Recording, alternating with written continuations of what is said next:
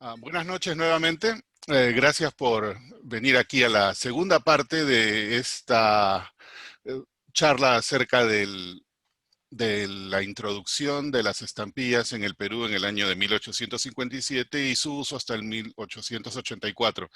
Esta parte de la charla no la pensaba hacer, la pensaba combinar con lo que hablamos ayer, pero en realidad hay muchísimos puntos a cubrir que no, ya de por sí la charla de ayer fue larga y esta la iba a hacer o muy larga o había que cortar mucho. Por esa razón decidí hacer una tercera parte.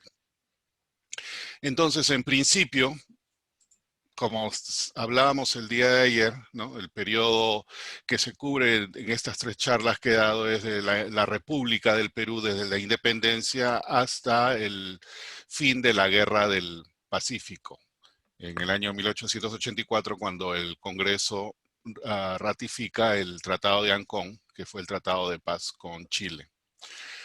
Primera parte ya la cubrimos, la segunda parte fue ayer, el video se subió esta tarde en algún momento, y vamos a estar aquí hoy día hablando del porqué de las cartas clásicas de Perú sin estampillas, las cartas clásicas de Perú siendo todas aquellas que están dentro del periodo que ya se habían emitido las estampillas.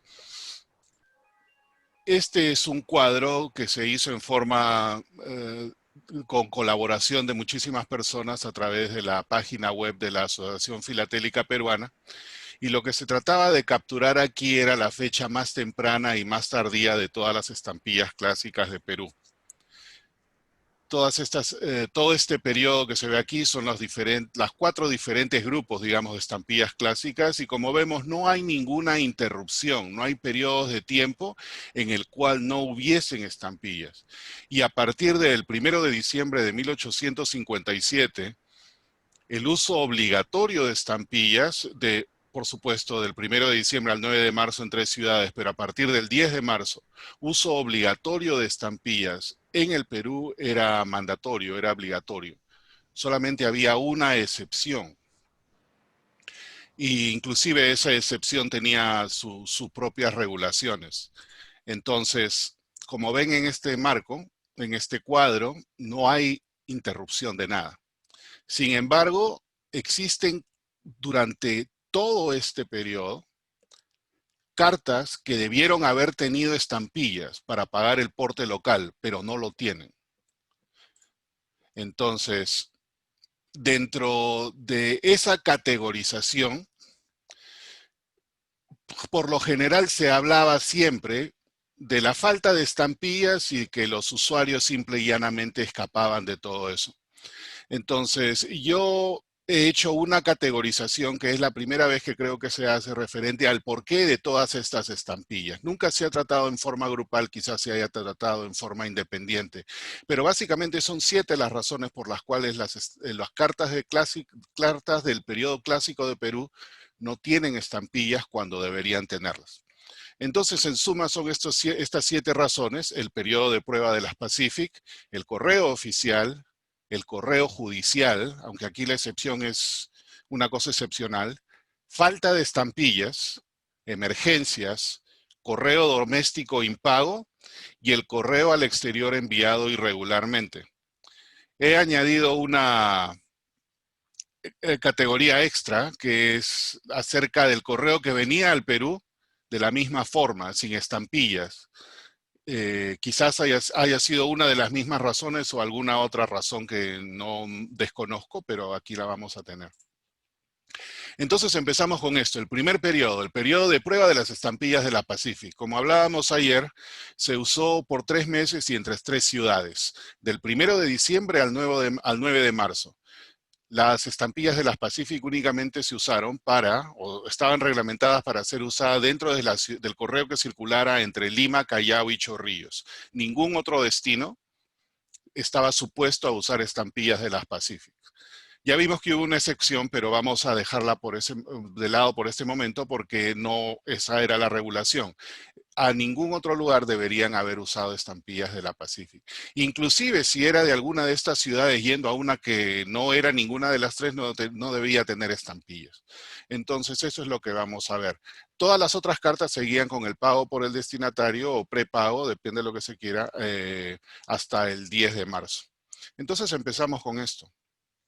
Esta carta es del periodo de la Pacific, es del 6 de diciembre, 5 días después que inició el periodo de prueba, 6 días después, pero no es entre ninguna de las tres ciudades y obviamente tampoco va a ninguna de las tres ciudades. Arica, Arequipa, estas cartas seguían circulando como habían circulado hasta el mes anterior, seguían con el pago del manejo prefilatélico que existía en esa época. Este es del 6 de diciembre, va de Arica a Arequipa por vía marítima. Esta carta fue la que se vio en la mañana, es del mismo día, es de Arica, del 6 de diciembre. Esta en realidad viene de Tacna, Arica era el puerto de Tacna, y es un porte bastante interesante porque es un porte 7 veces el porte normal, era 45 gramos y medio. Inclusive la carta se ve que era bastante gruesa, si ven los bordes aquí parece de que era una especie de, ¿no? Acá está como media pulgada, era una carta bastante gruesa. Era de Arica y va al extranjero, no tenía por qué llevar estampilla peruana. Todo el resto corresponde a la parte de transporte por el correo británico hasta Burdeos. Y como vimos en la mañana, esta carta es súper interesante, tiene la marca de intercambio anglo-francesa, de las cuales no se habló en la conferencia de la mañana, pero de esta, interesantemente, existen dos tipos.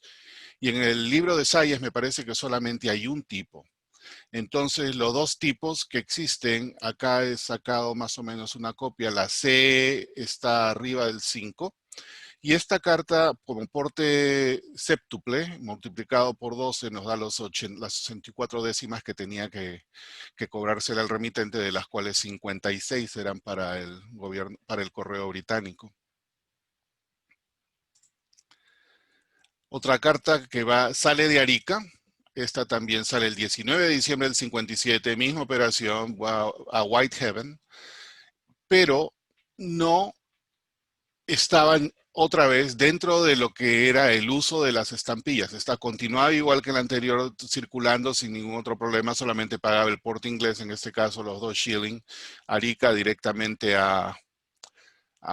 vía Panamá hasta Inglaterra y la distribución a Whitehaven.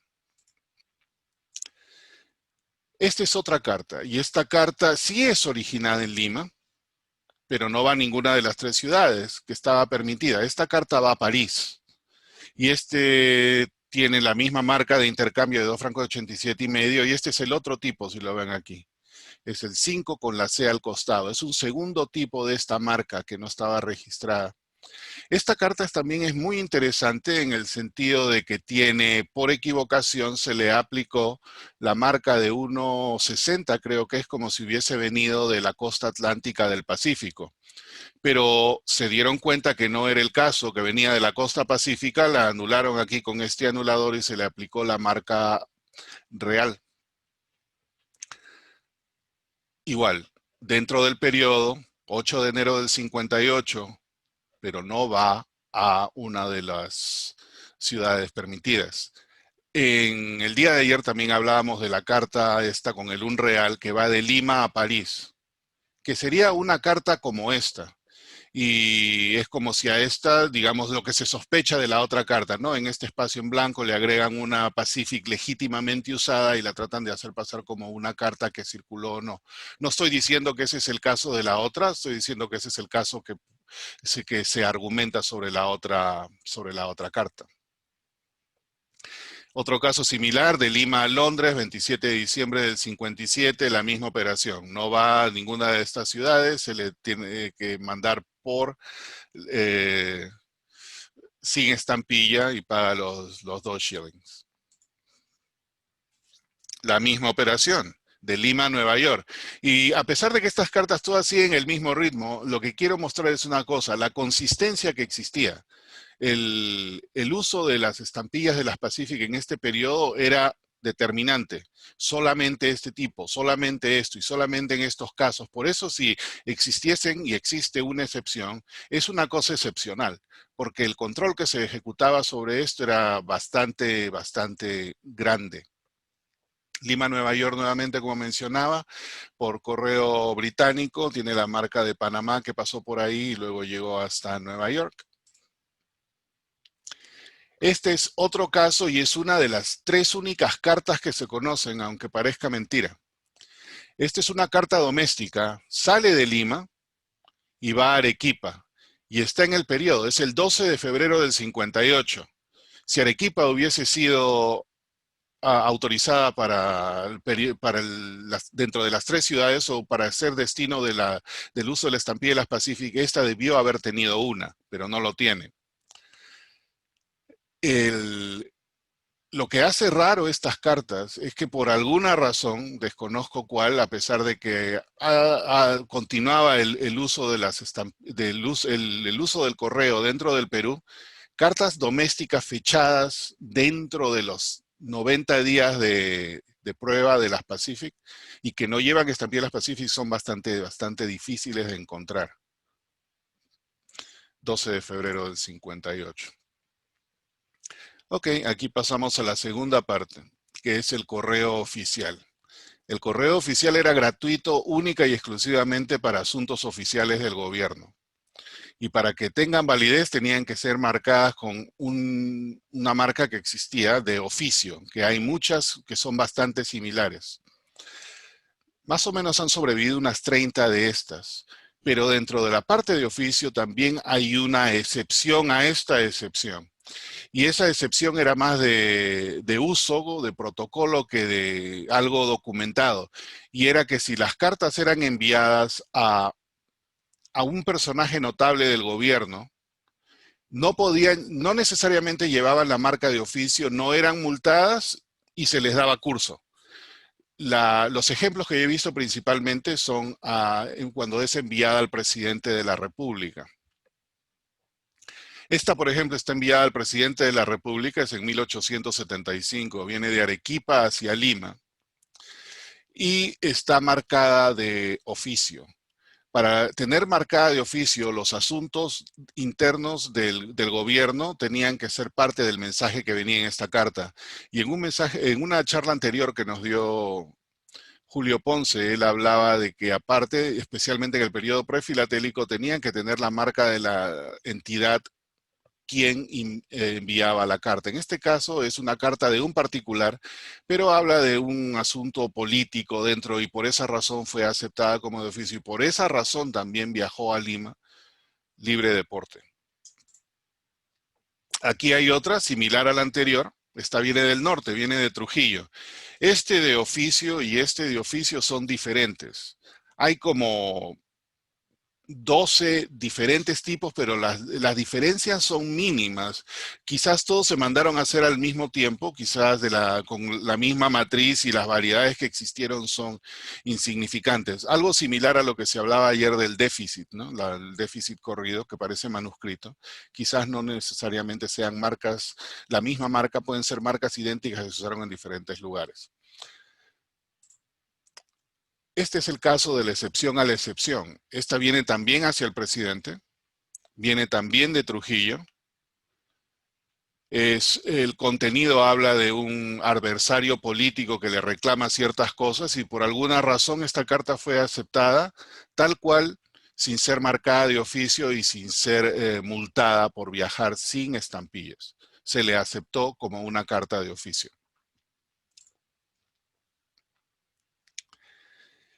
Esta es otra de oficio, pero esta sí lleva la marca de rombo, que es un poco más difícil de conseguir que la otra. De estas se conocen, me parece que unas 8 o 9, o quizás alguna más por ahí, digamos hasta 10. Esta carta en particular la envían de Lima, la Secretaría de Comercio del Prefecto del Departamento de Huancavelica a Huancavelica, y tiene el sello del ente gubernamental en Lima quien envía esta marca. Por lo tanto, se le marcó con el fechador la marca de oficio, pero este tipo de cartas en este periodo se manejaban exactamente igual que se manejaba el correo certificado. A la hora de llegar a Huancavelica, quien recibía esta carta tenía que firmarla, en este caso la firmó como recibí, quizás sea un empleado de este ente gubernamental, del prefecto del departamento de Huancavelica, quien estampó el sello de esa oficina para darle la conformidad de que había sido recibida directamente por esta entidad gubernamental allá en los Andes, en Huancavelica. Esta es una carta bastante interesante. Es una carta de oficio enviada por el Ministerio de Guerra y Marina al presidente de la Comisión Hidrográfica del Amazonas. En la charla que hablé de la prefilatelia hablábamos y mostré este mapa. Aquí tenemos Lima y una de las poblaciones en la Amazonía peruana, que era la capital de este departamento de Maynas, era Moyobamba. Para esta época, para 1874, ya el gobierno peruano estaba haciendo sus avances dentro de lo que es la Amazonía del Perú.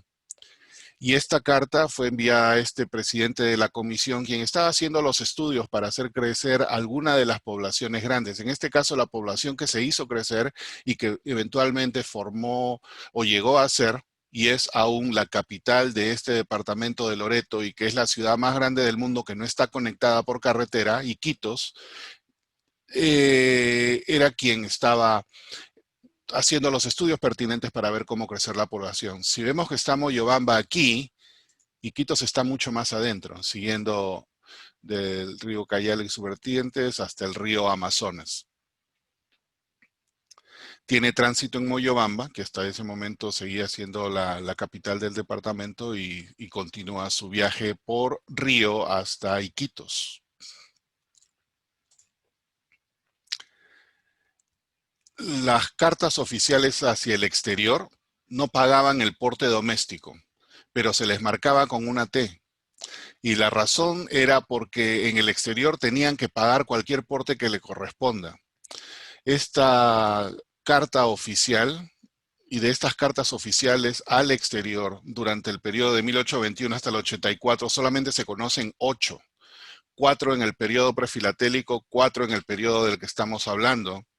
Esta viajó de Lima a Mons, en Bélgica, enviada por el Ministerio de Relaciones Exteriores, que tiene su su escudo sobreimpreso en la parte posterior de este sobre, y viajó por correo inglés como cualquier otra carta normal. El porte doméstico en el Perú no se pagaba, pero todo el resto, el Perú no tenía convenio con ningún otro país para este momento, a pesar de que es el momento de la General Postal Union, o la Unión Postal Universal, ya para el 78.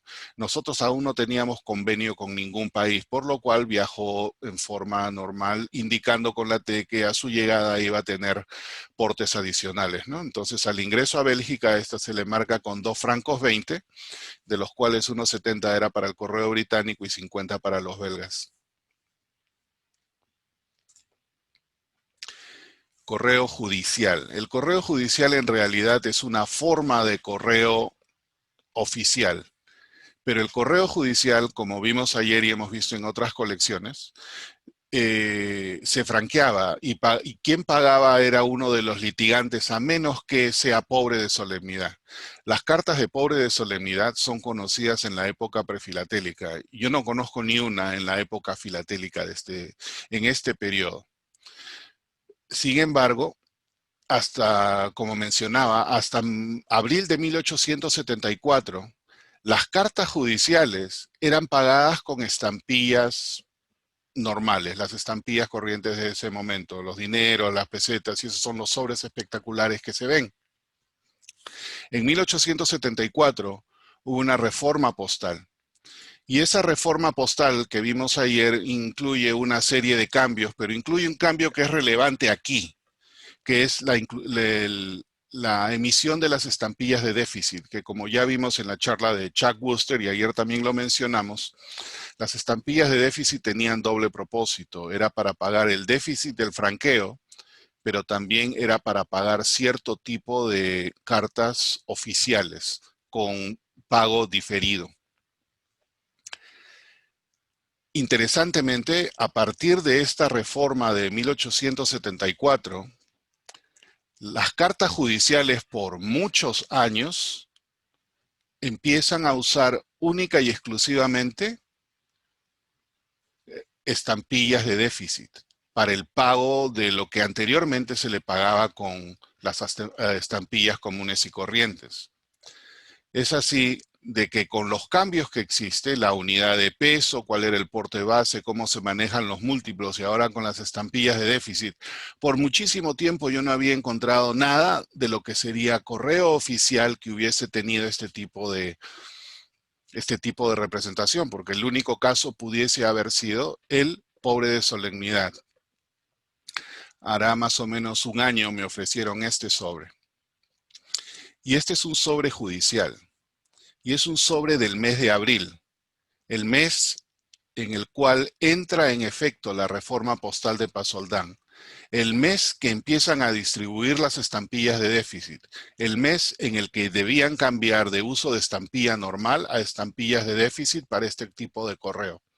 Entonces, como estaban en pleno periodo de transición, lo que hicieron fue darle curso bajo el nuevo precepto de unidad de peso, porte base y múltiplos. Recuerden, esto es en onzas. ¿Qué hicieron aquí? Hicieron esta situación. En este manuscrito acá arriba habla exactamente 7,5 onzas, que es el equivalente a los 212 gramos. Esto no está escrito aquí, pero este es el equivalente para sacar de acuerdo al nuevo peso cuál es la tarifa. 7,5 onzas, equivalente a 262 gramos. Ahora la unidad era 15 gramos. Esta carta debía pagar $1.50, que está marcado aquí. Y este sol 50 debió haber estado representado con las estampillas de déficit, pero probablemente, como estamos hablando del mes de abril, todavía no habían llegado y como no podían usar las anteriores, lo que decidieron hacer fue ponerle la marca de oficio. Es el único sobre judicial de este tipo que yo he visto. Y me intuyo, y estoy casi seguro de que la razón es porque están en periodo de transición. A partir de este momento, ya más o menos del 7-4 se empiezan a ver las cartas judiciales con bastantes estampillas de déficit. Era la única. Falta de estampillas. Digamos, lo más obvio del uso que había. Y había una regulación especial. La regulación especial era si la oficina postal se quedaba sin estampillas, lo que el empleado postal tenía que hacer era marcar la carta como franca, si era posible, si lo tenían a la mano, usar el matasello que se estaba usando en ese momento de esa oficina y firmar la carta como tal, marcarla como franca por falta de estampillas. Escasez esporádica existió en diferentes oficinas de todo el Perú. La única que yo nunca he visto que había escasez han sido en Lima, pero en el Callao sí lo hubo. Y hablando del Callao, acá tenemos un ejemplo. Esta es una carta doble y de estas he visto como 4 o 5. Algunas tienen 1 y otras tienen 2. Mi interpretación es la que tiene los 2 matasellos, la trataban de hacer pasar como porte doble. No está marcada como franca, no está firmada, pero ese tipo de cosas sucedían. Usa el matasello del Callao 1-2, en este caso lleva 2, asumiendo que es una carta doble, franca por falta de estampillas del Callao a Arequipa. Esta es otra franca y esta es de Tacna a Burdeos. Igual viajó por la oficina de Arica. Este sobre debió haber pagado, lo cual lo pagó porque está al franca, con una estampilla el porte doméstico hasta el puerto de salida, que en este caso era Arica. Quizás haya habido en el 62 una escasez de los dineros azules y por esa razón no se le puso la estampilla, se le marcó con el franca y continuó a través de la oficina postal inglesa en Arica su viaje a destino hasta Burdeos, como cualquier carta normal, ¿no? El inbound de 12 de Sims y todo esto. Esta es otra carta similar a la anterior que vimos el día de ayer, que iba de Lima a Nueva York. Este franca, y de este existen 2 tipos, indica una cosa, y se usó solamente en el 6.1 y en el 6.2. Indica que el correo recibía la carta, ponía la estampilla local y aparte también recibía dinero, el cual iba a ser entregado a la oficina postal británica para cuando se mandaba la carta a Estados Unidos. Pero en este caso, aparentemente se usó para indicar que era franca por falta de estampillas. Aquí vemos que esta viene de Puno a Lima, tiene el matasello de Puntos de Lima, la marcaron franca en Puno, le pusieron el matasello de Puno también, y para tomar quizás un registro contable a su arribo a Lima, utilizaron esta marca. Intuyo que quizás la habrán mandado con el efectivo, no lo sé, pero de alguna manera el uso de la marca franca, a mi criterio, representa eso, un sistema contable en el cual la carta, si llegaba a Lima de esta forma, sobre todo en este periodo, iba a ser registrada dentro de una categoría especial, qué sé yo, de franca por falta de estampillas o parte de esa regulación.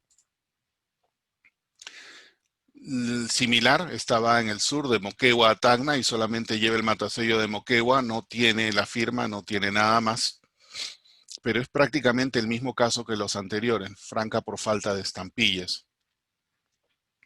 Este es bastante al sur de lo que el Perú era en ese momento, y este era ya prácticamente el borde con el departamento del litoral de Bolivia, Mejillones.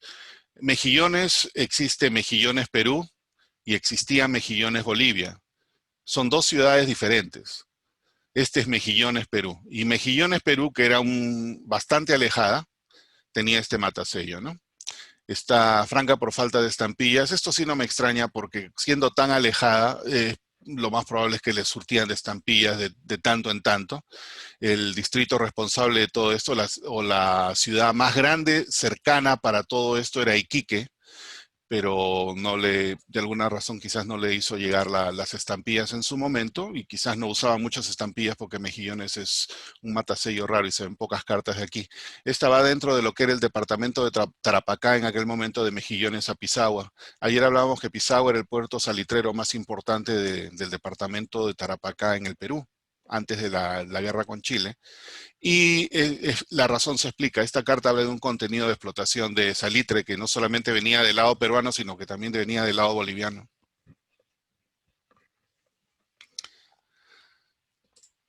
La misma cosa, ahora pero de Iquique, y esta va de Iquique a Santiago. En el 59 debió haber llevado estampillas, como un par de las que vimos ayer, no lo tiene, franca por falta de estampillas. A su ingreso a Santiago, como no teníamos tratado postal, se le dio curso normal pagando el porte de ingreso básico. Chile no tenía por qué verificar si la carta venía prefranqueada por parte del Perú o nada. Su incumbencia en este momento era el ingreso y que paguen su porte de ingreso, que era estos 15 centavos. Parece que en Iquique hubo bastante problema porque ya para el 67 un matasello anterior que tenían, que era de 2 líneas, Iquique Franca, le quitaron el Iquique y ya lo empezaron a usar como Franca. Y este es el otro tipo de Iquique que está totalmente, el nombre de la ciudad está completa, este es abreviada. Y al parecer, como se dice aquí, esta carta viajó franca y probablemente ya existía por un buen tiempo un desabastecimiento, lo que de alguna manera también podría explicar por qué había desabastecimiento en Mejillones, más o menos al mismo tiempo, el 66. Si la oficina principal no tenía estampillas, Iquique menos iban a tener las dependencias lejanas. Entonces creaba esta cosa. Está marcada acá con un cajoncito. No entiendo lo que dice aquí abajo, pero más o menos esto es algo también de lo que nos explicó Jesús acerca del envío de encomiendas. La encomienda obviamente pagaba su porte separado, todo eso quizás solamente se hacía referencia al momento que le entreguen que había una cosa adicional. Ahí creo que escribió Aldo un cajoncito rotulado, gracias. Iquique otra vez en el 69 con su marca. Obviamente, el problema en Iquique parece que era bien serio. Y de las cartas que se ven sin estampillas, yo diría que una de las que más se ven son de Iquique. Otra cosa que es interesante de ver es que uno las ve sin estampillas y la mayoría de los coleccionistas le hemos dado, digamos, una importancia secundaria. Pero en algunos casos estas cartas sin estampillas son más raras que las que estuviesen con estampillas. En la mañana, por ejemplo, hablábamos Cuando hablamos de los francos 87,5 que cambiaba el 1,90, Aldo compartió una carta. Esas cartas con asumiendo de que esa carta tenga la estampilla añadida. Quien hizo eso no le hizo un favor a la carta, porque es más fácil encontrar esas cartas sin estampillas con el 2 francos 87,5 que con el 1,90. Y se ven muchísimas cartas con estampillas que tienen el 1,90. Entonces uno se da cuenta de eso después de analizar mucho de esto, ¿no? Pero esa es una curiosidad que quiero resaltar. No son, digamos, atractivas del punto de coleccionismo para muchas personas porque no tienen estampillas cuando debieron haberlo tenido, pero tienen su explicación y tienen su rareza. Acá tenemos otra similar de Islay, franca por falta de estampillas. Esta viene a Lima, pero no viene en el 6.1, en el 6.2, por eso la franca, esa marca franca no se usaba y en este caso solamente se le pone la marca de recepción. Este es un caso excepcional y es el único que yo he visto. Ok, esta tiene estampillas, me va a decir, ¿qué hacen aquí? Bueno, esta carta es una carta certificada, la única carta certificada que yo conozco, que he visto o he escuchado, que viajó franca por falta de estampillas. Y aquí está marcada, franca por falta de estampillas, Porras. Uh, Porras, el administrador de la oficina de Cañete, recibe esta carta que tiene que viajar certificada, no tiene estampillas en stock, recibe el dinero, 70 centavos, era una carta triple, certificada en el 76, 30 centavos más 40 de certificación, perdón, cuádruple, 40 centavos de porte, 30 centavos de certificación, ya estamos post 74, recibe la carta y la envía a Lima, certificada bajo los procedimientos de certificada, y estoy casi seguro que la mandó con el porte en efectivo, con los 70 centavos en efectivo.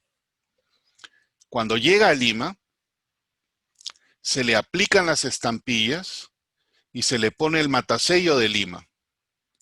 Y en este año, en el 76, y me parece que principios del 77 también, pero de hecho en el 76, el procedimiento para las cartas certificadas que llegaban a Lima era ponerle este doble matasello. El matasello de donde viniera, en este caso le pusieron el de Lima porque estoy casi seguro enviaron efectivo para que se paguen las estampillas en Lima.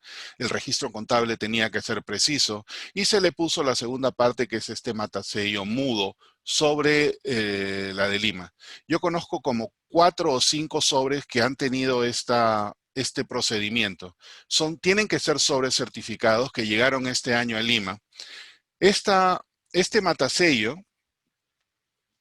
como una anécdota adicional. Ha habido un sobre que se me ha escapado 2 veces, que es raro de por sí porque es de un sobre de 30 centavos que va de Lima a Alemania bajo los preceptos del tratado Perú-Alemania.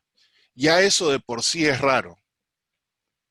Pero para mi criterio, después de haber visto tanto de esto, lo que lo hace inclusive más raro es que ese es el único caso que yo conozco que este matasello mudo se usó también en una carta. Yo no he visto ese matasello mudo usado para cualquier otra carta en sobre algún otro lugar.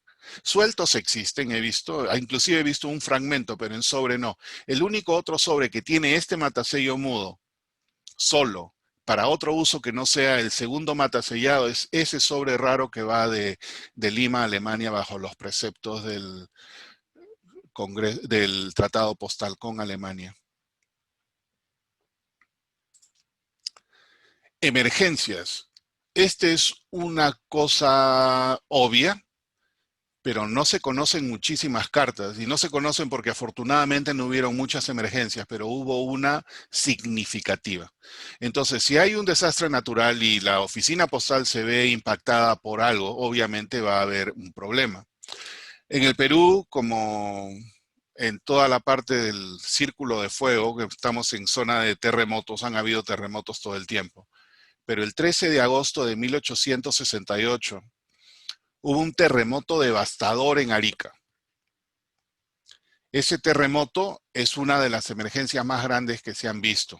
Y ese terremoto y esa emergencia creó algunas cosas. Y la segunda emergencia que pongo aquí es el periodo de la Guerra del Pacífico, que solamente vamos a hablar de un par de cartas que fueron, digamos, emergencia en ese tipo. Pero concentrándonos ahora en este terremoto. Este terremoto fue increíble. Según los registros que he visto, algunos lo registran que fue de 8.5 y otros fue de 9 magnitud en la escala Richter. Y lo que este terremoto creó fue un inmenso tsunami, y el tsunami desapareció prácticamente la ciudad de Arica, cubrió la parte de Arica. Aquí este es un grabado que trata de representar todo eso. Pero lo significativo también de este tsunami fue de que no solamente afectó la costa del Pacífico sudamericano. En Google estaba viendo de que inclusive el tsunami llegó hasta Nueva Zelanda y hubo ahí también algunas muertes. Llegó aquí hasta San Francisco, llegó hasta Hawái. O sea, habrá sido un tsunami pero gigantesco, una ola que iba por todas partes. Si el epicentro estaba en Arica, imagínense cómo quedó Arica. Bueno, haciendo la historia corta, Arica prácticamente desapareció y nada de lo que estaba ahí quedó. Y no solamente Arica, pero una franja muy larga de la costa del Pacífico peruano, el Pacífico sudamericano. Y Iquique, que es una ciudad que está cercana a Arica, también obviamente sufrió el mismo problema, su oficina postal perdió todo, y esta carta es prácticamente un mes después del terremoto.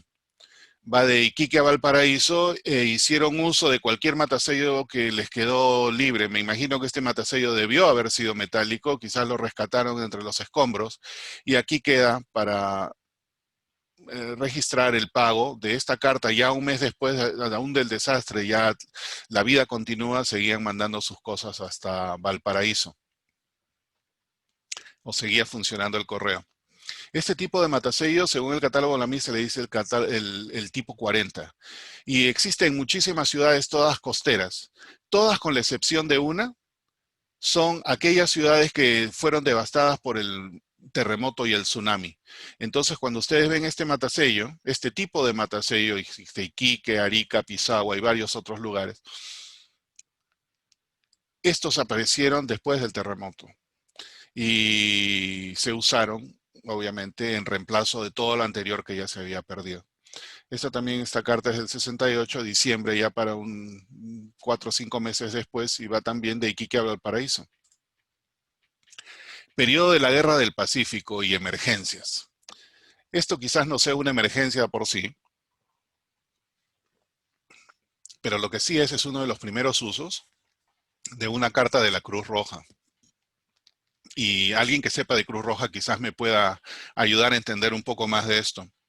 Entiendo por una presentación anterior de que la Cruz Roja formalmente se estableció algún tiempo después. Sin embargo, esta es una carta dice acá, Junta Central de Ambulancias Civiles de la Cruz Roja en el Perú. Su cruz aquí, época de la Guerra del Pacífico, va de Lima a Ayacucho. Lima no estaba ocupada en este momento, Ayacucho en la sierra no llegó a estar ocupada, pero este es el periodo de la guerra. Y ya la Cruz Roja quizás estaría preparando o ya estaría enviando sus equipos y hacia el sur del Perú, zonas que ya estaban ocupadas y quizás inclusive preparándose para el resto. Esta sí es una verdadera emergencia, creo yo, y hacía mención a las religiosas antes que empiece la charla. Este sobre bastante feo se envió sin estampillas, se escribió en Lima. Parte de la carta que la he copiado entera, si alguien tiene interés en leerla, la he puesto en este link. Habla de que están en Chimbote. Entiendo por el tenor de la carta de que son religiosas, porque habla de sister tanto a la sister tanto, hermana X a la hermana X. Cuenta el desastre que estaba en Lima. Esta es meses después de que Lima ha sido ocupada. habla de las calamidades que están pasando en Lima, habla de los pobres peruanos, cómo están sufriendo todo lo que está pasando, las matanzas que están habiendo y todo este tipo de cosas. Y aparentemente esta persona, que creo que era una religiosa, se estaba escapando de Lima. Y en una parte dice, estamos bien, ahora estamos en Chimbote. Chimbote es en el norte del Perú.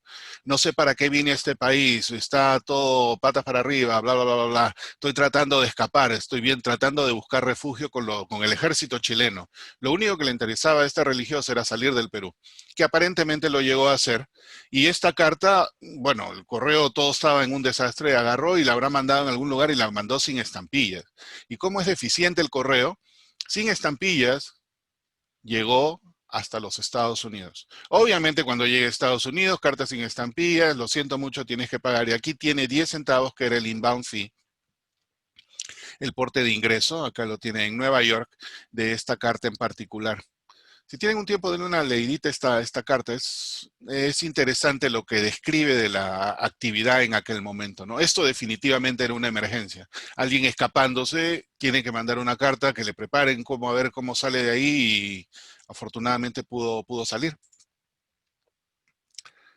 Correo doméstico impago. Ahora sí nos vamos a otra parte que también es obvia. Ok, si se conocía el remitente, se le comunicaba para que cobre el envío. Si no era conocido, la carta daba su curso nomás, como esta carta anterior que hemos visto.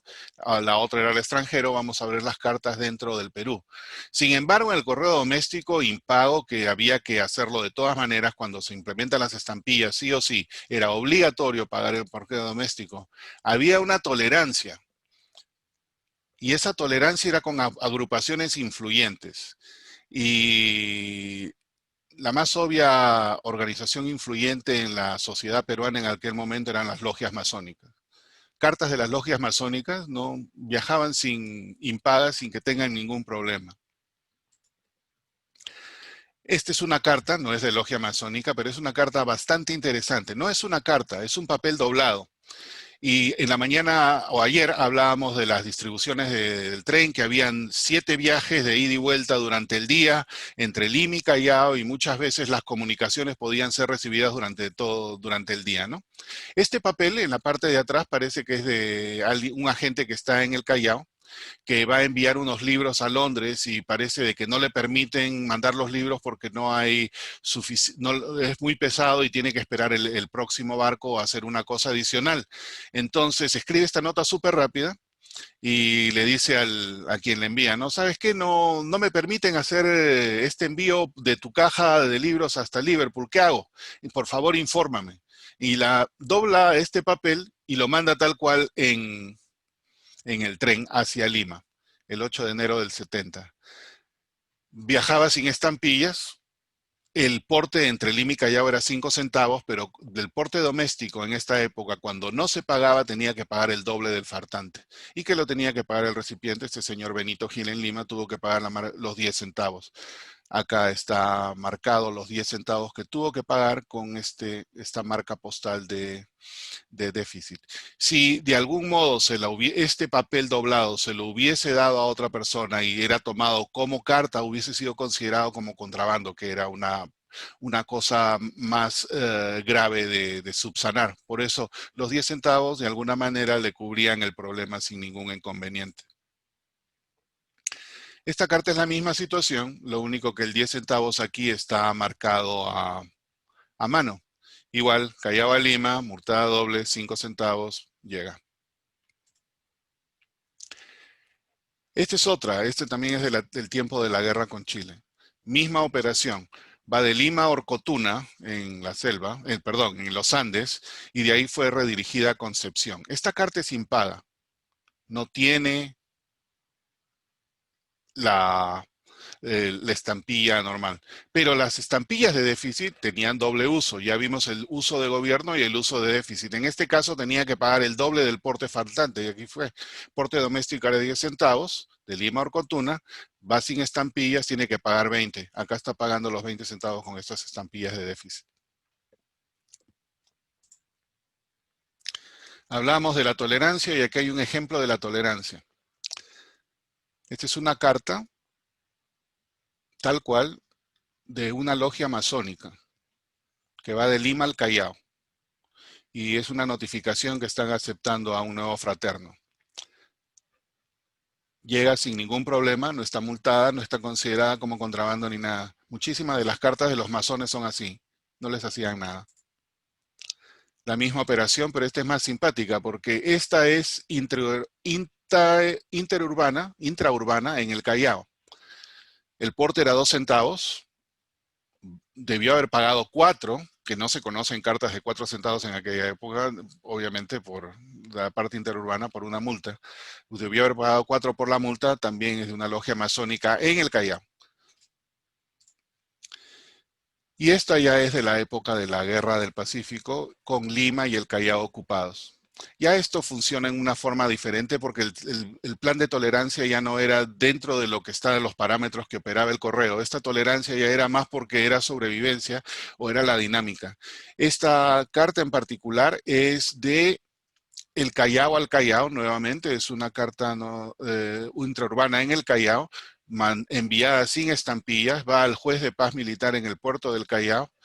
Interesantemente, la carta está en este papel membretado de la Compañía Sudamericana de Vapores en Valparaíso y habla de una retención de mercadería y todo eso y una multa que se le iba a poner al barco, y aquí uno de los capitanes ha abierto un litigio contra el puerto para evitar o para que no le cobren eso. Entonces estaba el juez de paz militar del puerto del Callao. Debió haber pagado, pero no pagó. Esta es la parte final de esta parte y vamos a hablar del correo al exterior enviado irregularmente.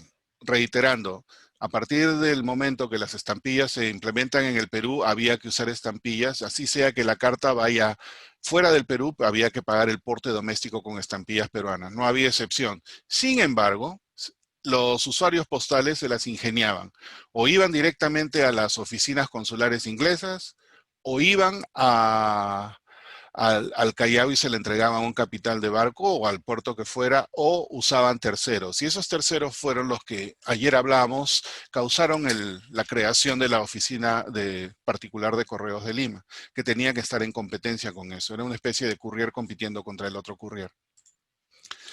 Esta es una carta bien interesante porque va a Chile y está encaminada por capitán de barco, pero sale desde las islas de Chincha. En las islas de Chincha lo único que había era el correo peruano y cualquier barco que llegue. Pues bien, esta carta se la dieron quizás a un capitán de barco. ¿Quién la llevó hasta Copiapó? Va a Valparaíso. Quizás paró en Copiapó y de acuerdo quizás a las normas chilenas, cuando se llevaban cartas dentro del país, el primer puerto de llamada era en el cual tenían que depositar la carta, y esto sucedió. Interesantemente, si es que fue lo que hizo eso, la depositó en Copiapó, en el correo chileno. Ya Chile usaba estampillas desde el 53, no entiendo la razón por la cual no tiene una estampilla chilena. Y este sobre no tiene trazos de que haya perdido una estampilla por ningún lado. Quizás también la misma situación de que entró al correo, la hizo sellar para no tener problemas de contrabando y continuó su camino hasta el Valparaíso. Lo interesante de esta carta es que se origina en las islas de Chincha, las islas Guaneras. Esto sí sucedió y hay varias cartas de este tipo. Estas van por barcos de la Pacific Steam. Existió esta práctica entre el 61 y el 62, de nuevo, al mismo tiempo de la marca franca, que las cartas que iban a Chile iban sin estampillas. Solamente les ponían la marca del puerto del Callao. Una vez que llegaban a Chile, las marcaban con el inbound fee que sea el correspondiente, y se acabó. Y esto, nuevamente, solamente sucede en el 61 y en el 62. ¿Qué sucedió? ¿Cuál fue la regulación? ¿Qué crea estas posibilidades? Demanda un poco más de estudio. Es curioso, 6.1 y 6.2, es lo único tiempo que pasa. Esta es otra carta bastante interesante, es de Lima a Nicaragua, Lima a Granada en Nicaragua.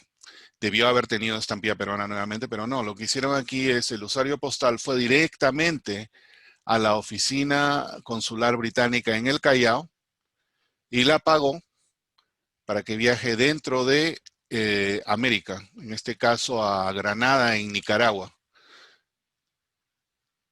El Payre al Callao indica de que se pagó en la oficina británica El 28 de mayo del 65 es cuando tiene la fecha de esta carta.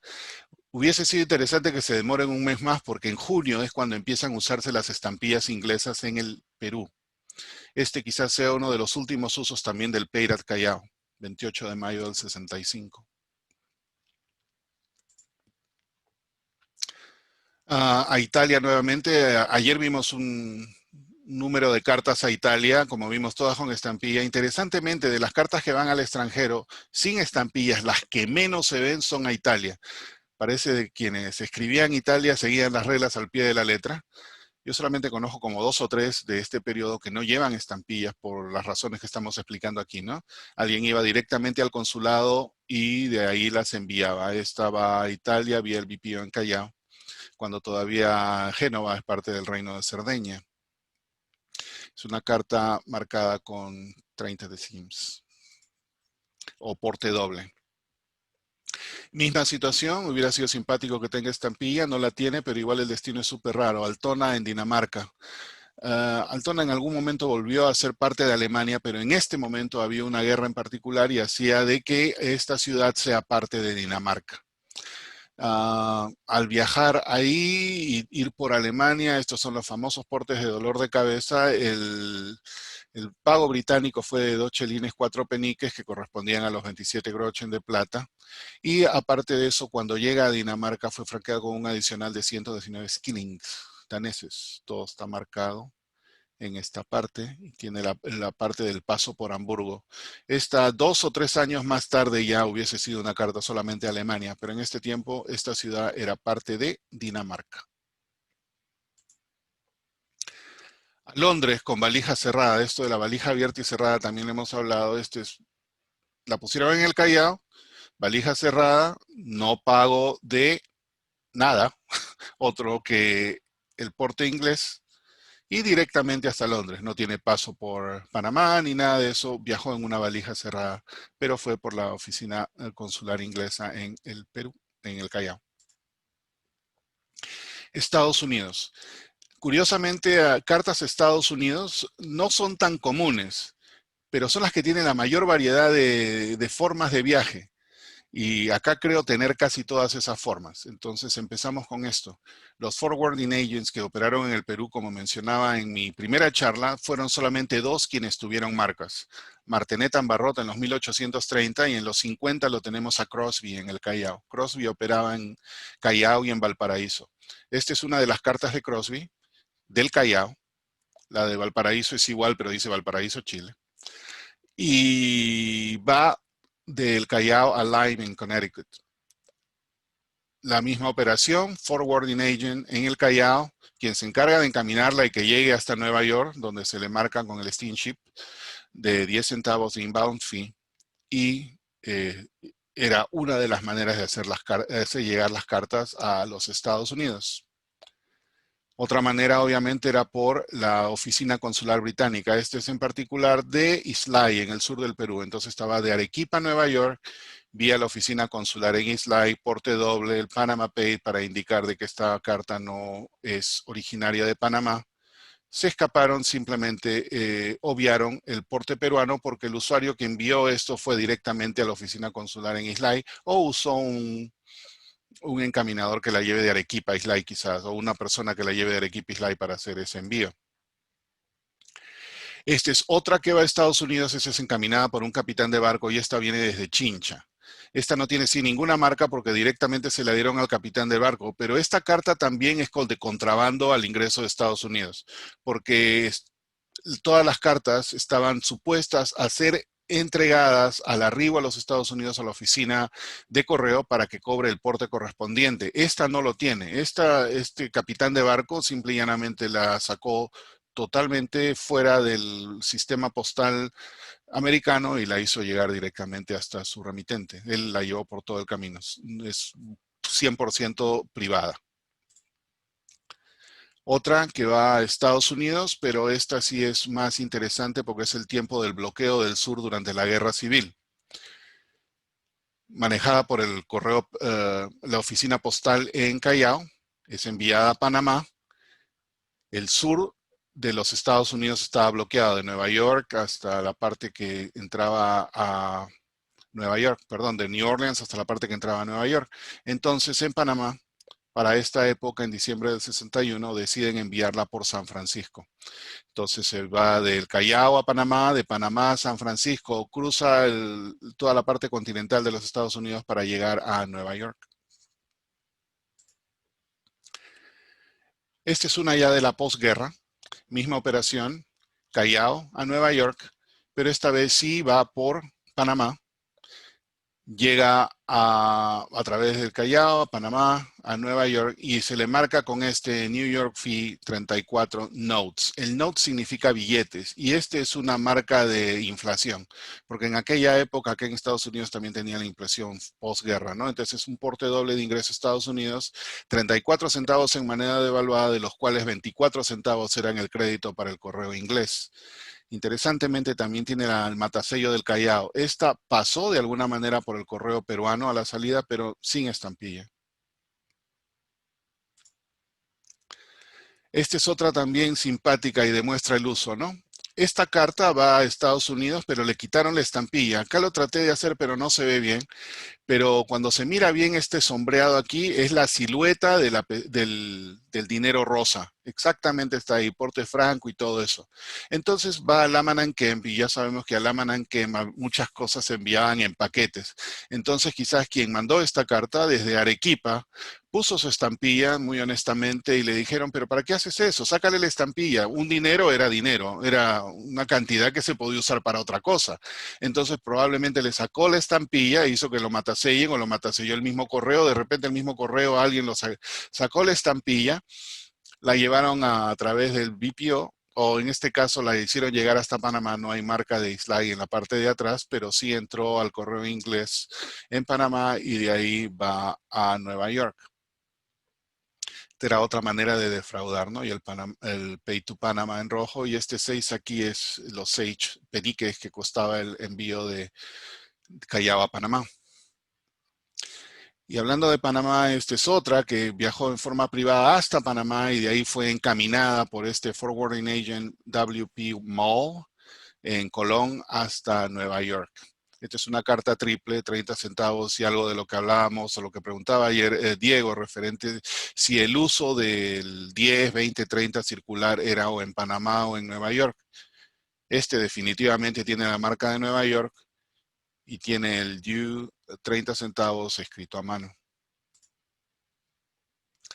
Otro destino interesante estaba Austria, a Trieste en este momento, que era parte del Imperio Austriaco, vía BPO en el Callao, y pasa también por el correo alemán con este Aus England per Aachen, ¿no? Por Inglaterra a Aachen, que era, me imagino, el punto de distribución más cercano en la frontera, en la parte de Alemania con Francia, creo. Y de ahí se le da camino hasta el destino final en Trieste, donde el porte de entrada fue de un Golden y 30 Cruisers, que está marcado aquí en el frente. Estaba Prusia, la misma marca que la anterior, pero esta es prepagada. Aus England per Aachen Franco, del 30 de enero. Vino por el correo británico, va por Londres, prepagada, 2 shillings, 5, vía Ostende. Y la llevan todo el camino hasta Münster, en Prusia, durante ese tiempo, Alemania hoy en día.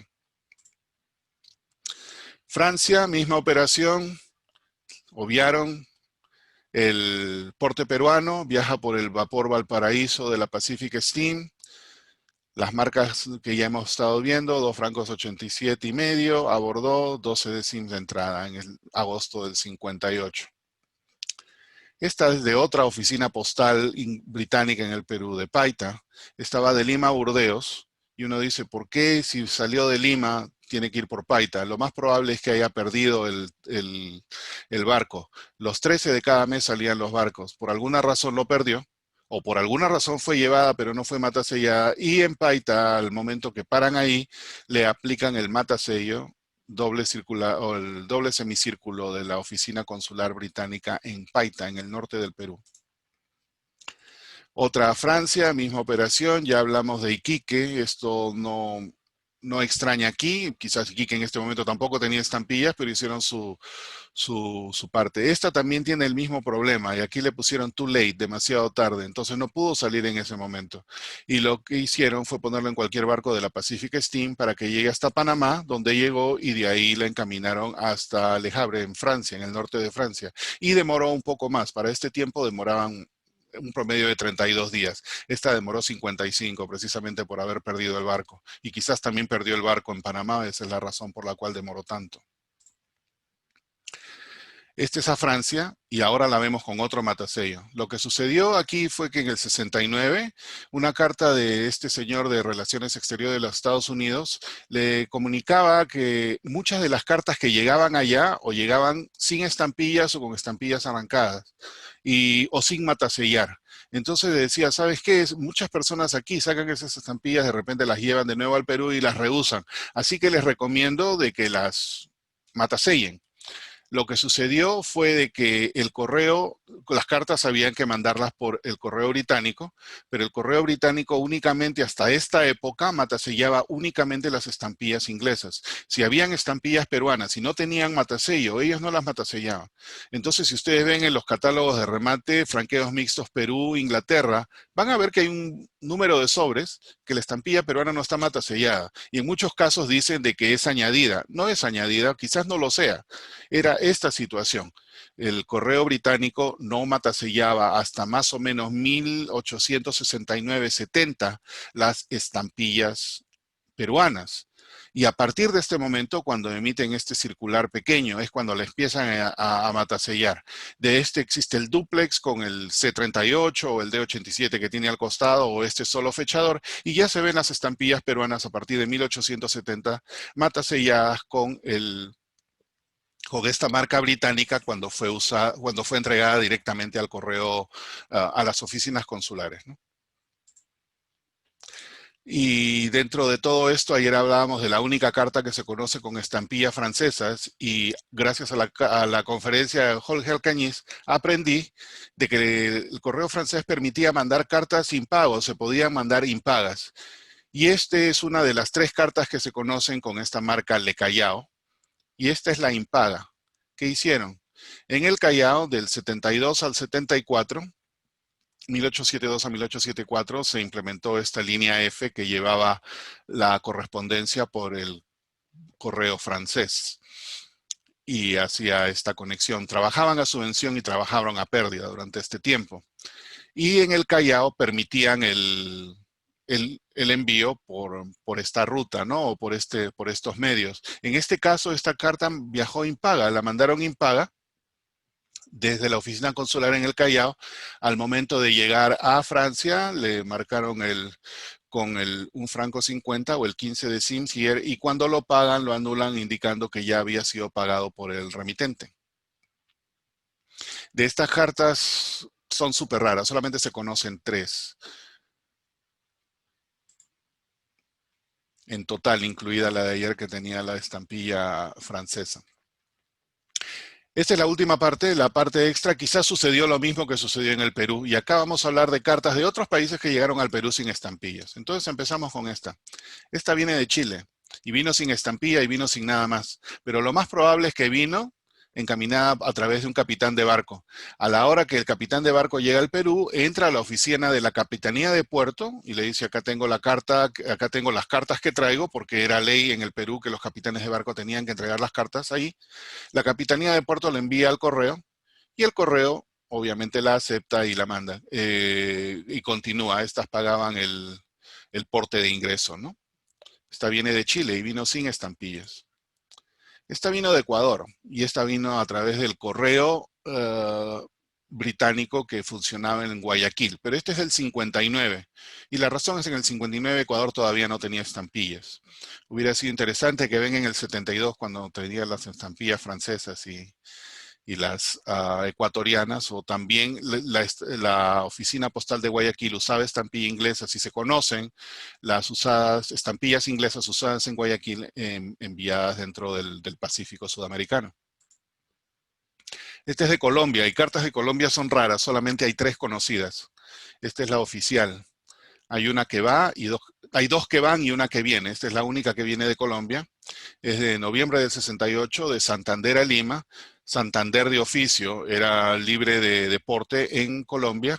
La llevaron a Panamá, que era parte de Colombia en esa época, la depositaron en el correo británico, que la trajo al correo británico en el Callao y fue entregada en Lima. Viene el enviado extraordinario plenipotenciario del gobierno de Colombia, me imagino, en el Perú. Viene como una carta oficial. Y estas son de Bolivia, ayer que hablábamos de Bolivia y estábamos ampliando un poco sobre eso. Esta es de la ruta que explicaba Aldo, que vienen por Tacna, ¿no? Entonces esta viene de La Paz a Lima, está marcada con este Paz Franca, República Boliviana, y viene vía Tacna, y aquí tenemos el matasello de Tacna, y luego está enviada a Lima, y acá está la marca de recepción en Lima, agosto de 1875. Esta es una segunda carta y Ariel fue quien habló de este tipo de matasellos, servicio gubernativo. Estas son las cartas oficiales de allá.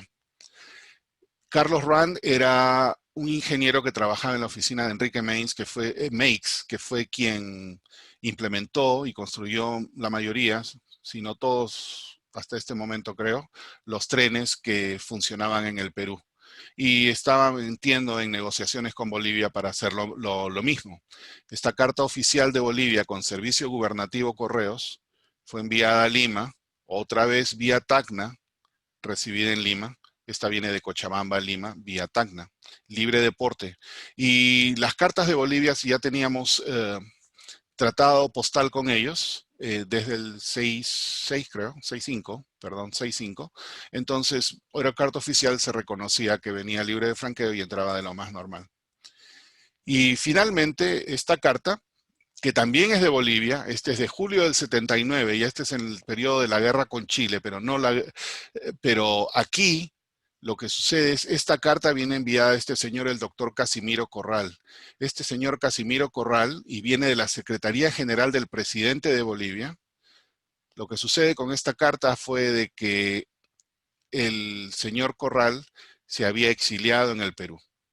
Era el ex canciller boliviano que había firmado el tratado fronterizo con Chile en el 72. Y en el 73 secretamente se firma, o no secretamente, pero el 73 se firma el tratado de defensa mutua entre Bolivia y Perú. Bolivia, al haber ya esta época, perdió su departamento de litoral y obviamente siendo este señor un personaje de interés, Lima, que recién que no estaba ocupada y estaba, pero ya estábamos en guerra con Chile, en la guerra del Pacífico, buscó refugio en el Perú. Entonces, al estar refugiado en el Perú, esta carta fue enviada por la Secretaría General de Bolivia. Curiosamente, no tiene la marca de Tacna. Aldo explicaba que puede ser llevada por propio o lo que sea, pero sí tiene la recepción en Lima, obviamente, y en Lima también se le marcó de oficio, marcando la correspondencia de acuerdo al tratado con Bolivia que se había firmado en 1865. Y con eso espero nuevamente no haberlos aburrido mucho. Esto es la tercera parte de lo mismo. Prácticamente lo mismo que ayer, solamente por qué todas estas cartas no viajaron sin estampillas. Gracias por su atención. Si tienen alguna pregunta, quizás. Felicitaciones, Henry, muy bien. Felicitaciones, Henry. Muy bueno. Henry, una pregunta.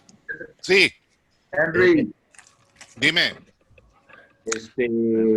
solo para que veas que estoy aquí, hoy no me dormí, felicitaciones, todo muy lindo, todo muy bonito. Bueno, gracias por no dormirte. Henry, quisiera compartir algo. Sí, por favor. Tú mostraste un sobre muy interesante de 1880 de la Cruz Roja peruana. Sí. O por lo menos un precursor de la Cruz Roja peruana. Yo no sé cuándo se fundó la Cruz Roja oficialmente en Perú, pero creo que 1880 debía haber sido una época muy temprana. Recordemos que la Cruz Roja se fundó en 1865, 66. Sí, sí. 64, 63. 63, ok. Sí, pero la peruana en el 17 de abril de 1879. Wow, o sea, esto es así tempranísimo. Entonces, lo interesante de ese sobre es que en Colombia existe uno parecido, pero de la famosa guerra de los 1000 días. Sí. Y se llama, voy a ver si lo puedo compartir, y tiene lo mismo, o sea, tiene una indicación de una cruz roja, pero no tiene ninguna estampilla. Entonces, por eso me llamó muchísimo la atención, porque no sé si de pronto se copiaron del Perú para hacer eso, y se refiere también a un servicio de ambulancias. Entonces...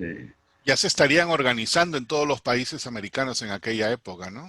Es muy posible, pero no soy capaz de compartir ese tema, a ver si me deja. Lo que pasa es que todo ese correo no viajaba con estampillas porque los convenios de Ginebra aseguraban que la correspondencia de la Cruz Roja debía ser franca. Entonces, prácticamente todo lo que era el correo de la Cruz Roja, casi todo viajaba franco. Más que todo es por eso, pues. ¿En qué año fue ese Congreso de Ginebra? En el 64. Ok. La Cruz Roja se fundó en el 63, en el grupo D, pero se convocó un congreso en el 64, el primer congreso. Ok. Y entre una de esas, de los convenios, se hablaba del correo franco. No sale. No me sale. Vino y rebotó. No sé por qué no me deja compartir. Pero bueno, si más adelante soy capaz de hacerlo, lo haremos, pero a ver si de pronto, a ver si aquí en esta me deja compartir. A ver. Manuel, ¿por qué no lo pones en la pantalla? Porque a mí me pasa muchas veces eso. Ponlo en tu escritorio, y cuando lo tienes en tu escritorio puedes jalarlo por el Zoom. Vamos a ver si soy capaz de Porque a mí hacerlo. me pasó eso ayer mucho. Y aprovecho para comentarle lo de que hablaba Henry, el dinero rojo del día de la mañana. Sí toca el matacé, la pluma en 8 toca la estampilla justo al borde. Yo mañana le voy a mandar no sé si a Yamil o quieren todos ver la marca para que vean que la carta es legítima, la que hablábamos por la mañana de hoy. Aldo, honestamente esa carta sin el dinero sería más rara que con el dinero, porque con dinero hay... Tú y yo lo sabemos, pero... Sácale el dinero, así es más rara. Bien, ya que mientras Manuel va trabajando esto, unas observaciones para ganar tiempo. El Landman Kemp, o sea, perfecto, está bien el uso, que quitaron la estampilla, le pusieron la cancelación de Arequipa, lava la estampilla porque lógicamente pues estás ahorrando un dinero, ¿no? Yo tengo algo parecido, pero ¿sabes qué? Que quitaron, por lo visto, una de 10 centavos y pusieron una de 20.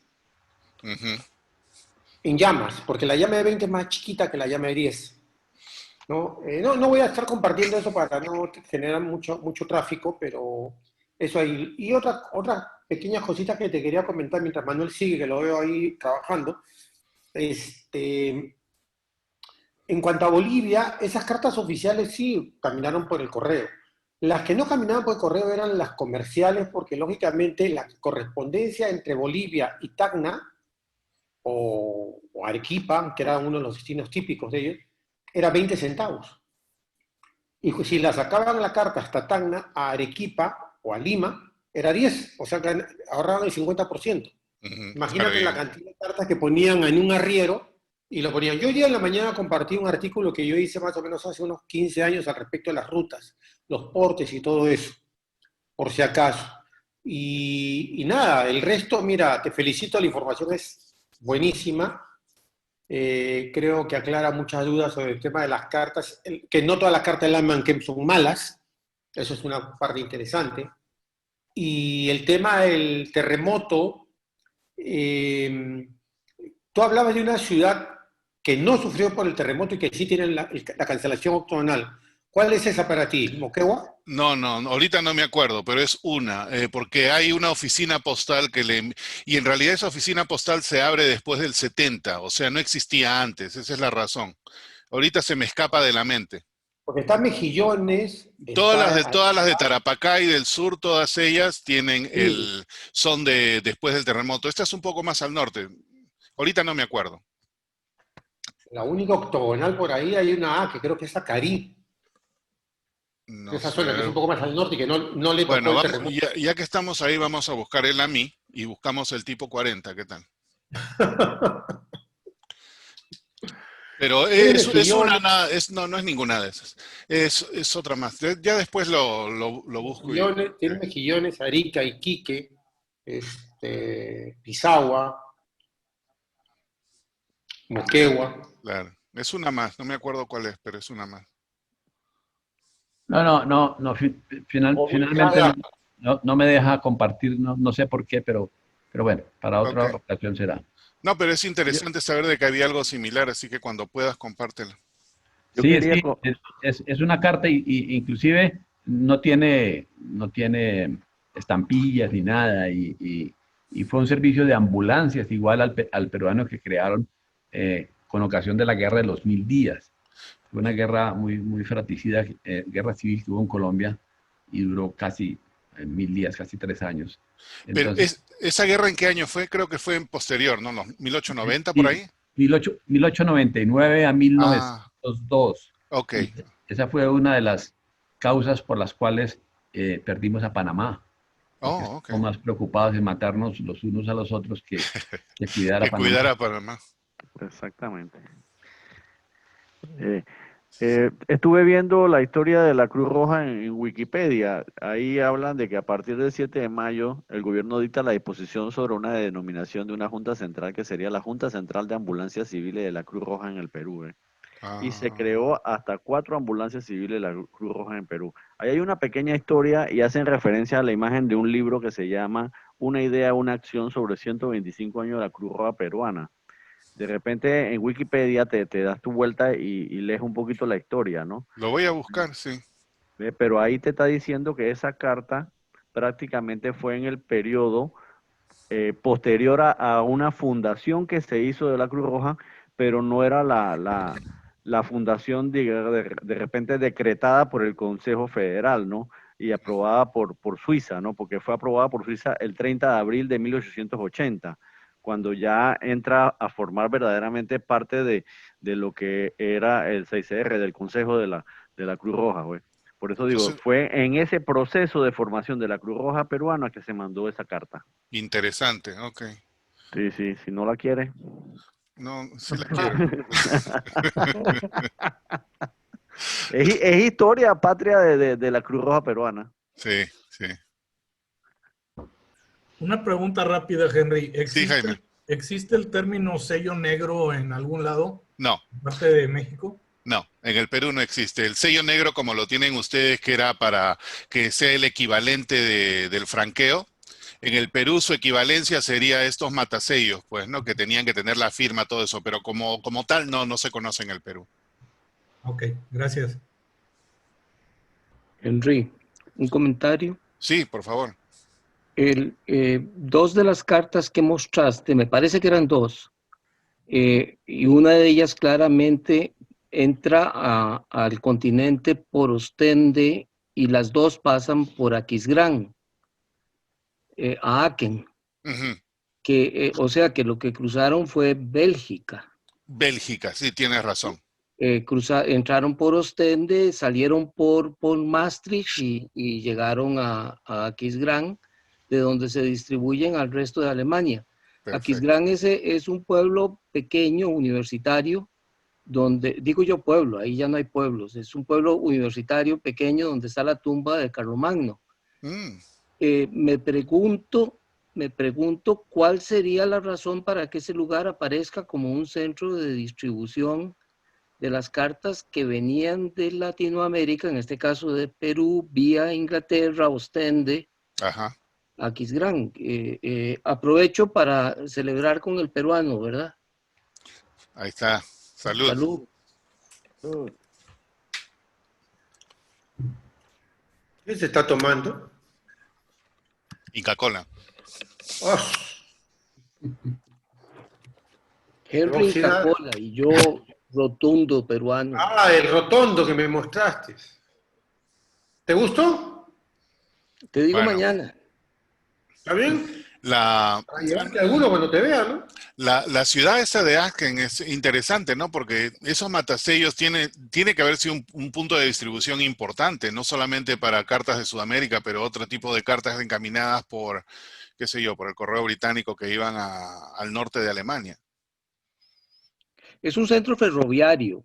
Sí. Ok. Se Aachen cruzan está en varios el este de trenes Alemania. ahí. El El oeste, este, digo. el oeste, ok. Oeste. No está en el norte. Está justo ahí cerca de Bélgica. Ok. Es Pero, que ok, es- adelante. seguramente esa ciudad es un punto estratégico porque es casi la frontera entre Alemania, Holanda y Bélgica. Sí. Mm, Entonces, ese Maastricht, por ejemplo, que es la ciudad más al sur de Holanda, desde allí se pueden ver, digamos, las tres fronteras y es conocida por tener el sitio más alto de Holanda, que son como 200 o 300 metros sobre el nivel del mar. Pero geográficamente es muy estratégica porque es frontera con esos tres países. Seguramente eso, no sé.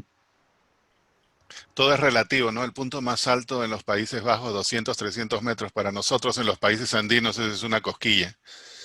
Así es. Pero Aquisgrán está en un hueco, porque ahí alguna vez o hubo un volcán o cayó un meteorito, y cuando uno está en Aquisgrán, es como estar en el hoyo de un meteorito enorme. Wow, es una depresión en la Tierra, ¿no? Es una depresión redonda.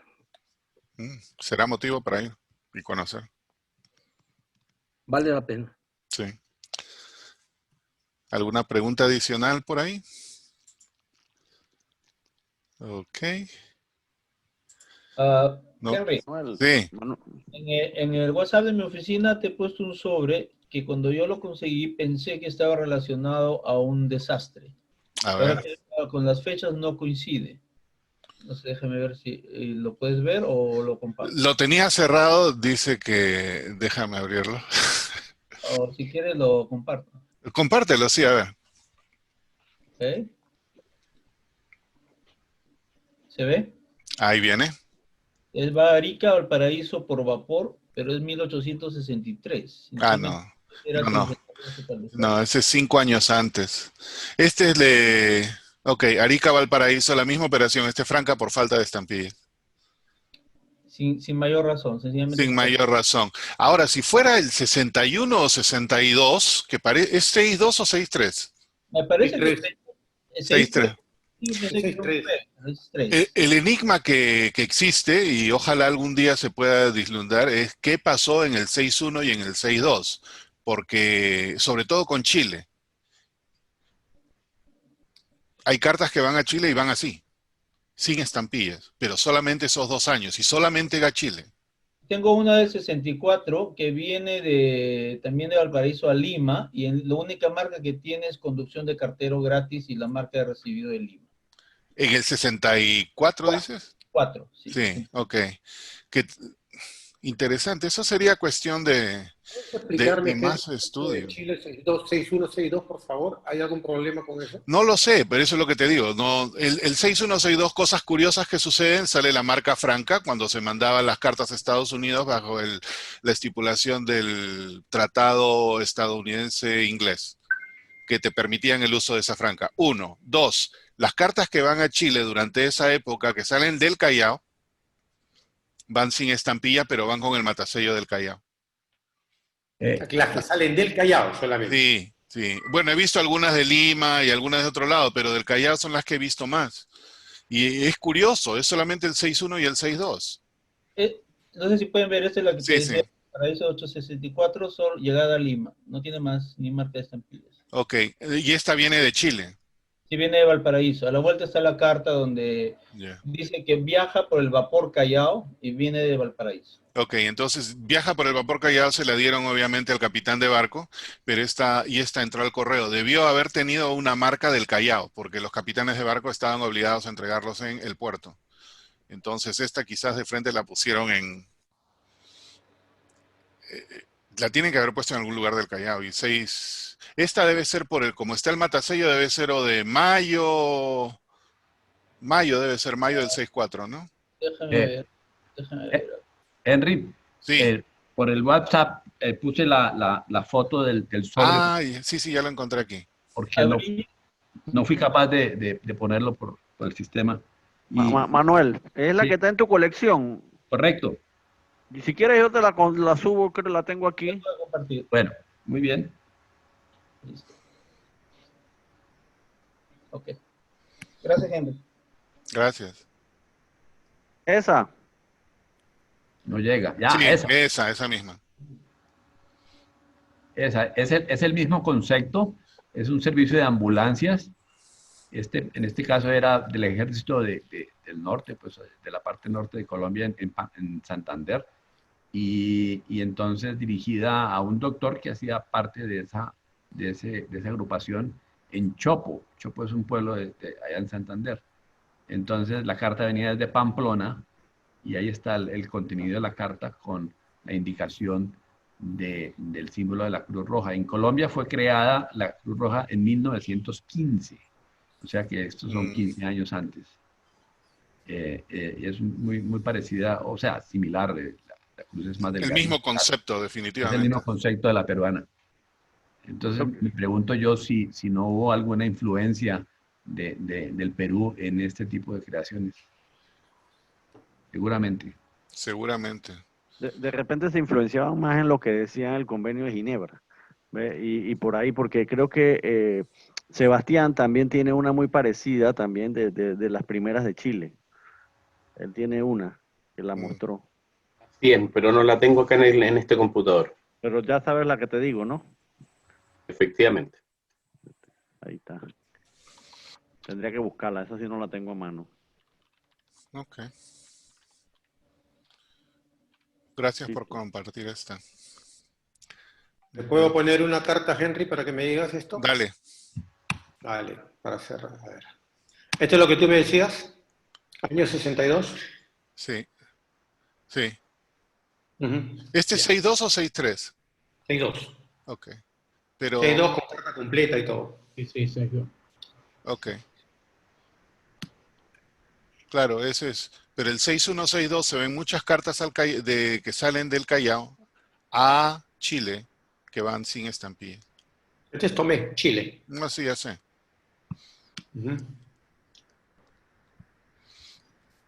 ¿Cuál habrá sido la razón? No lo sé, pero es... Lo que sí yo no he encontrado, tercera emisión dirigido a Chile con esa facilidad. ¿Cuál facilidad? O sea, en el dinero rojo yo he encontrado 6-2 y 6-3 sí he encontrado mucho, ¿no? Esta es la única, el 6-2 lógicamente, porque es el primer mes de uso. Pero en el dinero rojo, en el dinero azul, no he encontrado cartas dirigidas a Chile entre el 6-1 y 6-2, porque eso le correspondería a la tercera emisión del dinero azul, el tercer dinero. Sí. Tengo el 60, tengo el 61, si no me equivoco por ahí, pero no tengo el 62. Tendría que buscar, yo creo que tengo, o sea, yo de hecho tengo, pero tendría que buscar. Por ahí yo digo por tu comentario, ¿no? Sí, no, y yo lo sé, no te digo que son 100%, algo pasó, pero ¿qué pasó? O sea, todo no lo sé. Sé de hecho que tengo una pareja de pesetas que van a Chile. Ajá. Y está multada también con el 65 y toda la cosa. Pero no me acuerdo qué año es.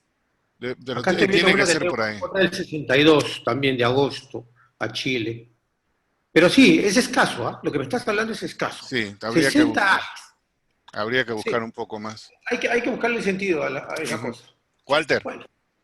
Qué buena que estuvo la presentación, que lo dividiste en categorías, porque eso para la charla dio una buena perspectiva de lo que pasaba, ¿no?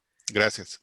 Yo tengo dos cositas. Una, con respecto al último comentario, eso que me parece que dijiste que durante 2 años todas las cartas que iban a Chile no tenían sello peruano o algo así, dijiste. Una gran mayoría, no todas, pero una mayoría. A veces, de repente, si te ayuda lo que había pasado en Uruguay, era que a veces uno de los empleados se quedaba con el dinero y no le ponía el sello. daban cuenta y lo echaban. Yo eso lo expliqué en una Sí. en el consulado italiano. Y después vino el cónsul y cerró la agencia postal por un año. Sí. Eso puede ser una de las razones. Absolutamente, definitivamente. Cuando encontrás un periodo así que pasa eso, puede haber sido perfectamente algo turbio que pasó. Un pillo. Es probable, como digo, no sería cuestión de buscar, porque es la oficina del Callao, y mira, tiene sentido. Es solamente del Callao, las cosas que pasan por el Callao. Esta carta pasó por el Callao y le sacaron la estampilla, o sea, ¿qué pasó acá, no? Puede haber pasado. Sí. Y después, me perdí un poco en el primer caso de todos, cuando explicabas lo del sello de la Pacific. Sí. Wow. ¿Por qué lo habías separado de los otros casos? Pusiste un caso que era cartas domésticas que no pasaban por el correo, o cartas al extranjero, uno de los últimos casos que no pasaban por el correo, que las llevaban directamente a la agencia. Sí. Y el primer caso de todos, ¿no puede haber sido lo mismo, que se salteaban el correo y las llevaban directamente a la agencia? O algo a la así? agencia. No Sí. no le vi la marca del correo peruano. Sí, se saltaron definitivamente el correo peruano, pero así hubiera pasado por el correo peruano para pagar el porte doméstico, no era necesario y no lo hubieran aceptado porque la regulación era el periodo de prueba solo entre las 3 ciudades. Claro, pero el correo se perdió el dinero de esa carta. Sí, como se la perdió en esa, como se la perdió en todas las otras, ¿no? Entonces, y ese es un caso interesante porque se ven muchas cartas al extranjero con estampillas, sin estampillas, y dependiendo del periodo y la ciudad, muchas veces las raras son las que no tienen estampillas peruanas, que ves muy poquitas, y ves las otras con más, o ves al revés, o sea, pero... En Uruguay es exactamente igual. Después de un cierto año, el 72, es común verlo con la estampilla uruguaya. Sin embargo, encontrar sin la estampilla uruguaya es rarísimo. Exacto, exacto. Pero es así tal cual. Muy bueno. Gracias. Después otra cosa que decías, un comentario que hiciste, fue que a veces los filatelistas no le dan la importancia que tienen a estas, a pesar de que son más raras. Así es. Estampillas. Así es. Yo creo que es así como decís. Lo que pasa es que estas cartas en filatelia tradicional no se pueden usar, entonces hay un montón de filatelia que no les interesa. Exacto. Ahora, los de historia postal es fundamental, porque ahí es donde yo siempre digo que pierden puntos en el tratamiento. No mostrar lo que se llama stampless después del periodo filatélico, es dejar huecos en la historia, ¿no? Porque en todos los países hubo stampless. Exactamente. Por otra hubo, y eso hay que tenerlas.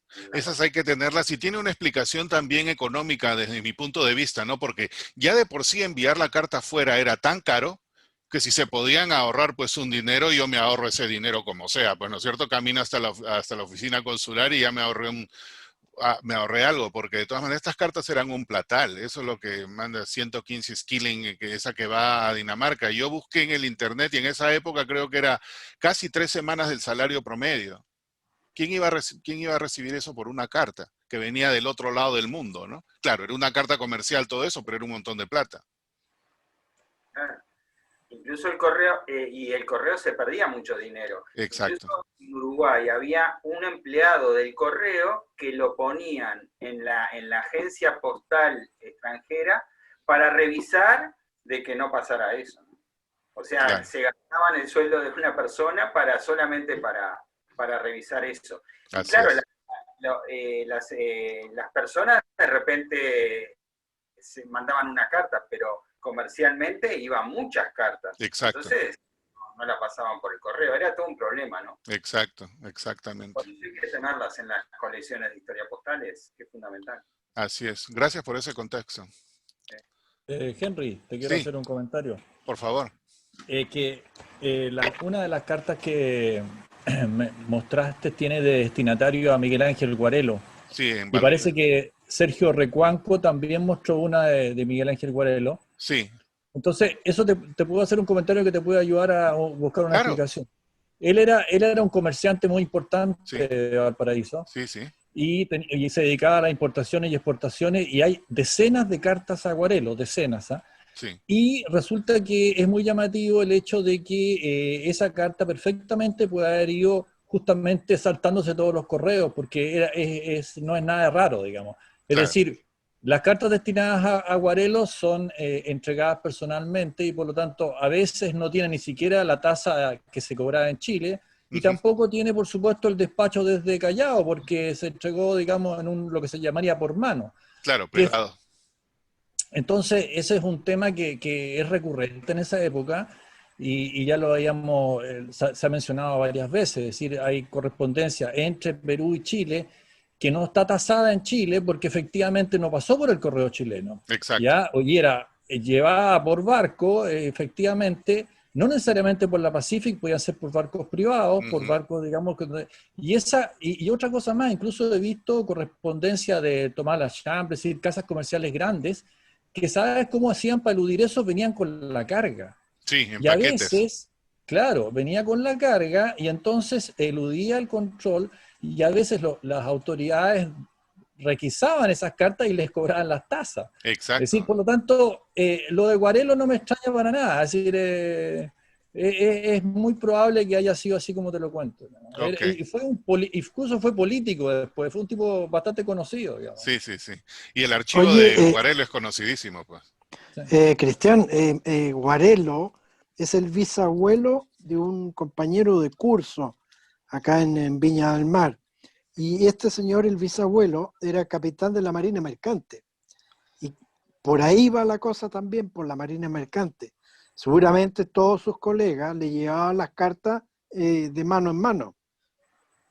Y el hijo de Guarelo es el que fue, de este señor, es el que fue político.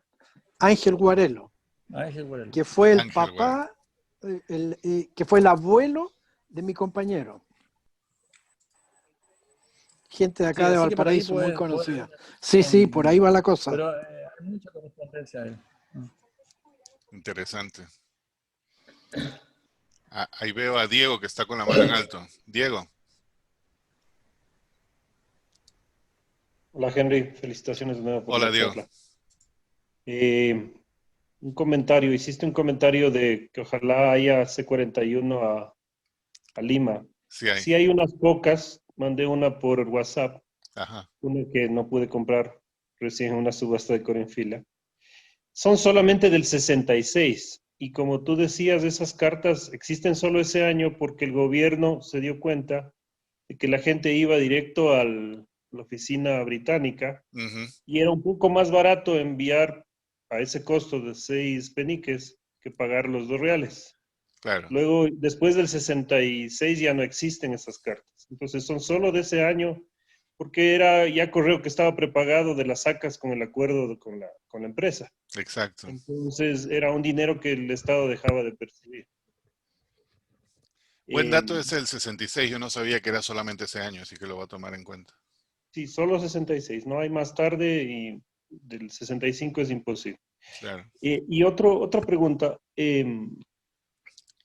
Vi que había algunas cartas a Francia y a Nueva York sin estampilla. ¿Eso es muy común? ¿Es muy raro? ¿Es poco usual? Depende del periodo. Es poco usual. Casi todas estas son poco usuales. Las que van a Francia sin estampilla se conocen. Interesantemente, correo de Perú a Estados Unidos en esta época no es fácil de encontrar. Y estando aquí se me hace más fácil encontrarlas. Pues, ¿no? Por eso es que he encontrado todas estas variedades de estas que vienen a Estados Unidos. En otro lugar no las hubiese encontrado. Pero digamos, si los ponemos en orden de destino común, digamos, lo más común va a ser Francia, seguido por Inglaterra, seguido por Italia. Perdón, Francia, Italia, Inglaterra. De ahí recién podría decir yo Estados Unidos. Okay. La suerte es que estando acá he podido conseguir todas las variedades. Esa es la ventaja estratégica. Te voy a encargar que cuando busques Perú, también busques Ecuador. De vez en cuando me ofrecen. Bueno. Bueno. Sí. Gracias. Gracias. Bueno. Con eso. Y otra cosa, Sí. Henry, si tenías una carta que tenía un matasello de Copiapó, sí. Y esa carta, si quieres, me la puedes enviar porque te podría dar información interesante. Por supuesto. Respecto al destinatario. Pero no es para tratarlo ahora quizás, pero te lo comento porque era un médico muy conocido y no me coincidió la época de Benjamín Manterola con el matasello. Sí. Y por lo tanto hay que aventurar una teoría de un trayecto distinto al que mencionaste. Yo creo que no fue Copiapó, de hecho está al interior, no es puerto. Entonces es posible que haya tenido otro viaje. Es probable, ¿no? Pero Entonces, nosotros lo podemos ver. ok, sí, te la mando por correo. Lo interesante del lado de nosotros es que esta sale de las islas de Chincha, pues, ¿no? Y en las islas de Chincha lo único que había era guano y nada más. Eso es lo que te iba a preguntar respecto a esa carta, como no tenía una marca peruana, ¿cómo sabes que está la isla de Chincha? Porque en el texto dice eso. Sí, en las fechas. Está fechado ahí Islas de Chincha, tanto. Ya, okay. Está la carta entera. Te lo voy a enviar ahí. Es interesante porque a todo esto Manterola era uno de los primeros que luchó contra el cólera. Es un doctor muy conocido. Entonces, yo tengo una pequeña colección de cartas desinfectadas por calor. Entonces, ahí me topé con este tema. Oh, wow. De repente le encontramos algo interesante a esta carta también. Ahí te la voy a estar enviando. Ya. Fantástico. Bueno. Eso que estaba debajo del sobre de la Cruz Roja que decía remate, ¿qué era? No me acuerdo en qué remate se ofreció. Por esa razón le puse eso. No recuerdo el remate. ¿Es de tu colección? No, esa no es de mi colección. Pero me la han vuelto a ofrecer, así que quizás sea de mi colección. Ah, ya la vi. Malo. Antes que la compre Sebastián. Antes que la compre alguien. No, eso es bueno, de tanto en tanto no le ofrecen cosas. Entonces, justamente en la mañana me llegó un email y en el email habían algunas cositas y en esas cositas justo está este sobre. Se puede ya lo pusiste a llorar a Edward. Sí, pero el problema es que cuando a veces te quieren vender pues todo un paquete, entonces en el paquete hay hueso, grasa y 10% de lo que uno busca. Edward va a llorar toda la semana. Sí. Déjame la amiga. Ok. Está más cerca mío. Más patriótico, ¿no? Con Chile. Claro. En fin. Tenemos historia en común. Así es, compartimos el mismo mar. Bueno, Panamá también. En fin. Bueno. Edward, ¿te sirven las fotocopias a color? PDF. Peor es nada. Peor es nada. Cuando Henry deje de grabar, les cuento de un coleccionista que exhibía colecciones con fotocopias a color. Bueno, entonces con eso, muchas gracias nuevamente y el día de mañana